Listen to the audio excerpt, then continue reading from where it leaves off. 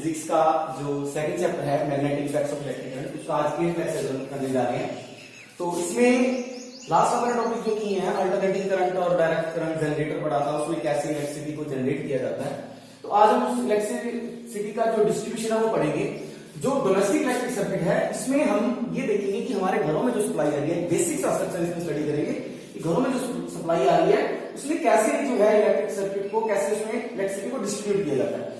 तो इसमें सबसे पहले तो ये है कि जो हमारे घरों में सप्लाई है वो कौन सी है, एसी अल्टरनेटिंग करंट है, और उसकी पोटेंशियल डिफरेंस जो है हमारे घरों में आता है, जो वोल्टेज की होती है उसकी 250 वोल्ट, और फ्रीक्वेंसी भी हमें पता है कितनी फ्रीक्वेंसी होती है उसकी 50 हर्ट्ज।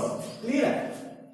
अब इसको थोड़ा आप स्टडी करना स्टार्ट करते हैं। जब हमारे घरों में सप्लाई आएगी सबसे पहले वो आएगी मेन जो केबल्स हैं, ओवरहेड केबल से बोलते हैं अपन, इलेक्ट्रिक केबल या ओवरहेड वायर।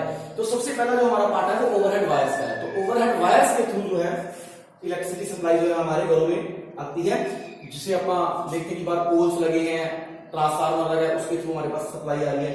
तो उसमें दो वायर्स आती है हमारे घर में। नॉर्मल मीटर उसकी बात करें, डोमेस्टिक मीटर की, एक है न्यूट्रल और एक है लाइव।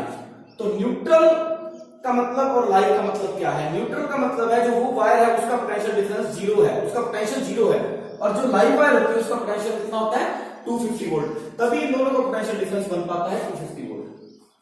तो ये है पोल फ्यूज। ये पोल फ्यूज जो है, ये जो ओवरहेड वायर्स आ रही है उनमें ही पहले हमारे मीटर में इलेक्ट्रिसिटी एंटर करने से पहले वहां पर फ्यूज लगा होता है।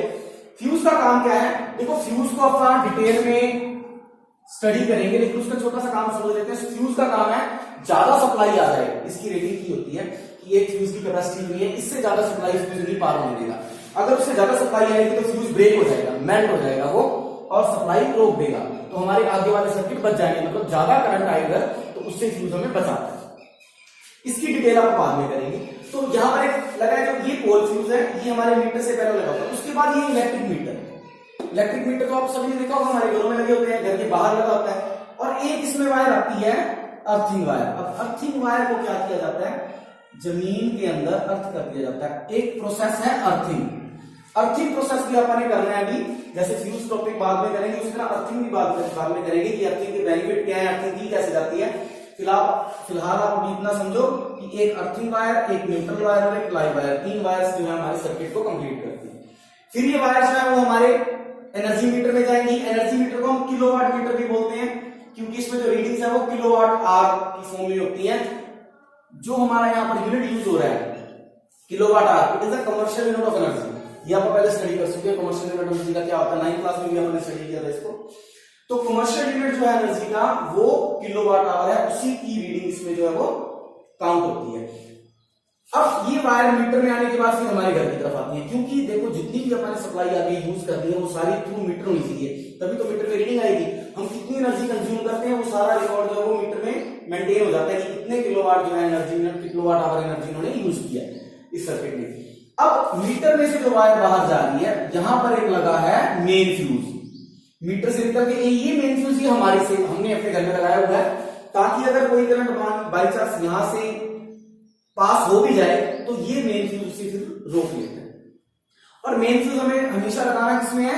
लाइव वायर में, क्योंकि जो करंट आएगा, करंट की स्ट्रेंथ जो होगी वो लाइव वायर में ही ज्यादा होगी। न्यूट्रल तो सिर्फ सर्किट कंप्लीट करने के लिए जो है वो बनाए हुए न्यूट्रल वायर जो है वो लगी होती है। सेकंड, ये लाइव वायर बाहर आ गई, ये आ गई हमारी न्यूट्रल, और ये अर्थिंग जो है यहां से चल रही है। अब इस अर्थिंग को पूरे डिस्ट्रीब्यूशन बोर्ड के अंदर अपन ऐसे डिस्ट्रीब्यूशन बोर्ड के थ्रू आगे सर्किट में डिस्ट्रीब्यूट कर दिया। यहां पर जो है हमारा एक मेन स्विच लगा हुआ है। फ्यूज के बाद ये मेन स्विच का क्या काम है? मेन स्विच से आप पूरे सर्किट की लाइट को बंद कर सकते हैं या चला सकते हैं। आपने देखा होगा चेंज ओवर भी बोलते हैं इसको, कि इसके साथ आप एक जनरेटर का कनेक्शन कर देते हैं ताकि लाइट चली जाए, तो आप इसको जनरेटर की तरफ स्विच कर दें और लाइट आ जाए तो इसको मेन सप्लाई की तरफ स्विच कर दें। तो ये हमारा मेन स्विच है। मेन काम इसका है कि सप्लाई को कट करना, ताकि आप हमने आगे भी मेंटेनेंस करनी है, कुछ और इसमें चेंजेस करने हैं, मॉडिफिकेशन करनी है अपने सर्किट में, तो मेन सप्लाई को एक बार रोक दिया जाए, फिर मेंटेनेंस करें और फिर दोबारा मेन सप्लाई को ऑन कर दें, ताकि हमारा डिस्ट्रीब्यूशन आगे होना स्टार्ट हो जाए। तो ये मेन स्विच है, मेन स्विच है। मेन स्विच के बाद है डिस्ट्रीब्यूशन बोर्ड। ये डिस्ट्रीब्यूशन बोर्ड क्या करता है? इसमें काफी सारे जो है ऑप्शंस हैं, सर्किट्स, वायर्स इसमें आती है। उसके बाद कई सारे इसमें एमसीबीज वगैरह लगे होते हैं, उनके थ्रू जो सप्लाई है वो अलग अलग घर के एरियाज में चली जाती है। जैसे यहाँ पर हमने दिखाया कि ये वाला जो पोर्शन है, ये वाला हमारे एक सर्किट को यहां पर कंप्लीट करके दिखा रहा है कि एक कमरे का सर्किट मान लो यहां से लेके ऐसे।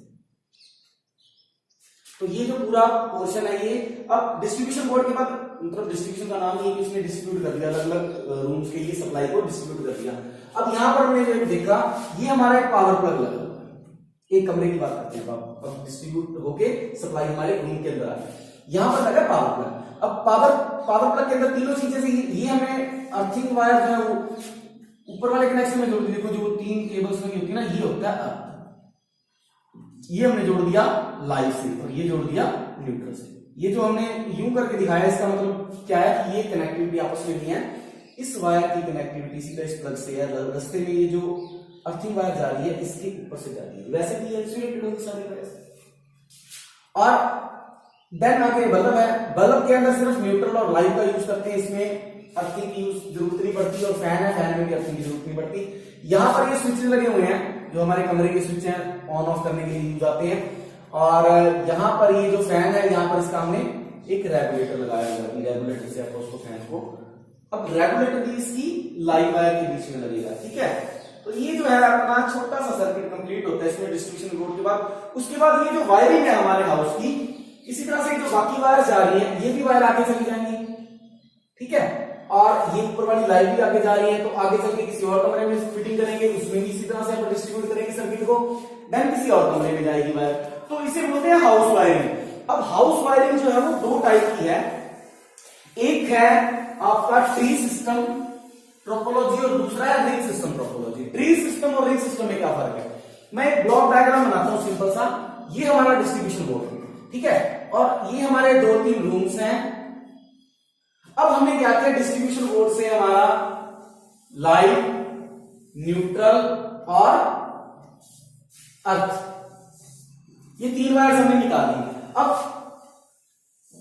इसको कनेक्शन दे दिया, नेक्स्ट को भी कनेक्शन दे दिया, नेक्स्ट को भी कनेक्शन दे दिया। तो ये हमने 3 अलग अलग कमरे थे, इनको कनेक्शन दे दिया। अब यहां पर हम इनसे आगे अलग अलग डिवाइसेस जो है वो चला लेंगे। तो जब ये एक ही केबल में से आप अलग अलग कनेक्शन निकाल रहे हैं, मतलब उसकी ब्रांचेस निकाल रहे हैं, that is called tree system, ring system. एक ही केबल में से जब आप अलग अलग कनेक्शंस निकालते हैं एक ही केबल में से, तो वो रिंग सिस्टम कहलाता है। ट्री सिस्टम क्या है, ट्री सिस्टम है एक हमारे पास डिस्ट्रीब्यूशन बोर्ड है। अब उसमें से क्या किया, ये एक रूम था, इसको हमने सप्लाई दे दी, न्यूट्रल, लाइव और जो है अर्थ वायर निकाल दी, ये रूम था।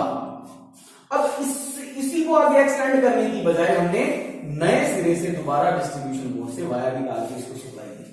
फिर एक और रूम है, इसको भी आपने क्या किया, डिस्ट्रीब्यूशन बोर्ड से मेन सप्लाई में से दोबारा सप्लाई दिया, इसी में आगे इसको डिस्ट्रीब्यूट किया। तो ये तो देखो एक रिंग सा बन गया, और ये जो है वो ट्री की तरह इसकी कंस्ट्रक्शन सी लगती है, तो इस वजह से इसे ट्री सिस्टम बोलते हैं, इसे रिंग सिस्टम बोलते हैं। दोनों में डिफरेंसेस क्या है ट्री और रिंग सिस्टम में। ट्री सिस्टम में मेन सप्लाई से वायर बहुत सारी निकलती है, तो यहाँ पर वायर का जो है यूज बहुत ज्यादा हो जाता है, तो ये सिस्टम जो है वो कॉस्टली है। रिंग सिस्टम जो है उसमें एक ही वायर जो है वो अलग अलग कमरों में जाती है, उसी में से आगे हम कनेक्शन लेते जाते हैं ब्रांच सी बना के, तो वो उसमें वायर जो हमारी कम लगती है। अब मान लो इस कमरे के लिए आप ट्री सिस्टम अडॉप्ट करते हो, तो हमें ये वायर सीधी यहां से यहां आ गई, तो हमें क्या करना पड़ता है, यहां से निकाल के दोबारा वायर बनाना पड़ता है, तो ये ट्री सिस्टम बन जाता है। हमारे घरों के अंदर जो सिस्टम यूज होता है एक्चुअली वो दोनों का हाइब्रिड सा होता है, जिसमें ट्री कुछ पोर्शन हमारा ट्री सिस्टम के अकॉर्डिंग चलता है, कुछ रिंग सिस्टम के अकॉर्डिंग। आपने देखा होगा कि जब एसी की सप्लाई, एसी की जो सप्लाई है, जब एसी की फिटिंग की जाती है, तो एसी के लिए जो सप्लाई वायर आती है वो डायरेक्ट मेन स्विच से आती है, उसको आप बीच में से नहीं करते यूज। क्यों, क्योंकि एसी का लोड ज्यादा है। अब अगर अपन रिंग सिस्टम की बात करें, तो जहां लोड ज्यादा है वहां पर रिंग सिस्टम जो है वो काम नहीं करता, क्योंकि यहां पर एक ही वायर के ऊपर ज्यादा लोड पड़ेगा तो वायर मेल्ट हो जाएगी और शॉर्ट सर्किट हो जाएगा। और रिंग सिस्टम सिर्फ वहां काम करते हैं जहां पर लोड बिल्कुल कम है, और जब लोड थोड़ा सा बढ़ जाए तब हमें ट्री सिस्टम देखना, ट्री सिस्टम अडॉप्ट करना पड़ता है, ताकि अलग अलग रूम्स का लोड ज्यादा है तो अलग अलग रूम्स को अलग अलग सप्लाई ही देनी पड़ेगी। एक ही वायर से आप सप्लाई दोगे तो फिर सारे डिवाइसेस जब चलेंगे तो ओवरलोडिंग की वजह से यहाँ पर शॉर्ट सर्किट हो सकता है। ओवरलोडिंग मतलब जितनी उस वायर की कैपेसिटी है उससे ज्यादा करंट उसमें से विड्रॉ हो जाएगा, तो यहाँ पर शॉर्ट सर्किट होने के चांसेस ज्यादा है। अब थोड़ा सा इसमें देखो, लाइव वायर जो है हमारे घरों में जो लाइव वायर यूज होती है वो उसके पास फेज वायर या पॉजिटिव भी बोलते हैं, और उसका पोटेंशियल डिफरेंस 250 होता है, और कलर कोडिंग जो है उसकी होती है रेड। न्यूट्रल वायर जो है वो उसे अपन नेगेटिव भी बोल सकते हैं, और उसकी कलर कोडिंग होती है ब्लैक, और पोटेंशियल डिफरेंस होता है उसका 0। और जो अर्थिंग वायर है जनरली वो येलो या ग्रीन कलर की बनाई जाती है। अब ये नेगेटिव और पॉजिटिव का ये नहीं मतलब कि जो अपन प्लग लगा रहे हैं उसके अंदर हमें कोई नेगेटिव पॉजिटिव देखना पड़ता है, ऐसा कुछ नहीं है। ये सिर्फ आप इसको बोल सकते हैं कि neutral is a negative terminal and live is a positive terminal, लेकिन इसमें नेगेटिव पॉजिटिव का कोई वैसे कंसेप्ट नहीं है कि जब आप प्लग लगाओ तो आपको उसका कोई नेगेटिव पॉजिटिव देखना पड़े, जैसा कि हमें डीसी करंट में देखना पड़ता है। डीसी में हमें टर्मिनल के साथ कुछ अगर डिवाइस अटैच करना है तो हम उसका नेगेटिव और पॉजिटिव दोनों टर्मिनल्स को चेक करके डिटेक्ट करके फिर आप उसके अंदर कर सकते हैं। अब इसके बाद जो है इसकी एक साफ सी पिक जो है वो डाली हुई है, आप उसके ऊपर थोड़ा उसको देख सकते हैं।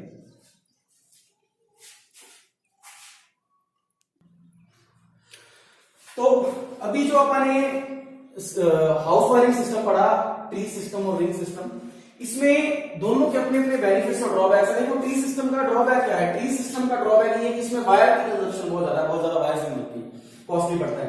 रिंग सिस्टम का बेनिफिट क्या है? रिंग सिस्टम का बेनिफिट है वायर कम लगती है, लेकिन इसका ड्रॉबैक क्या है? इसका ड्रॉबैक है कि इसमें ओवरलोडिंग होने के चांसेस ज्यादा रहते हैं, करंट ओवरलोड हो जाता है, ज्यादा करंट पास हो जाता है वायर में से, तो शॉर्ट सर्किट होने के चांसेस ज्यादा है।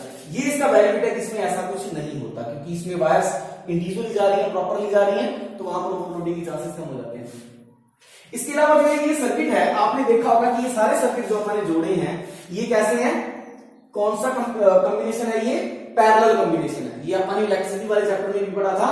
दो टाइप के कॉम्बिनेशन होते हैं सर्किट्स के, एक तो होता है सीरीज और एक होता है पैरेलल।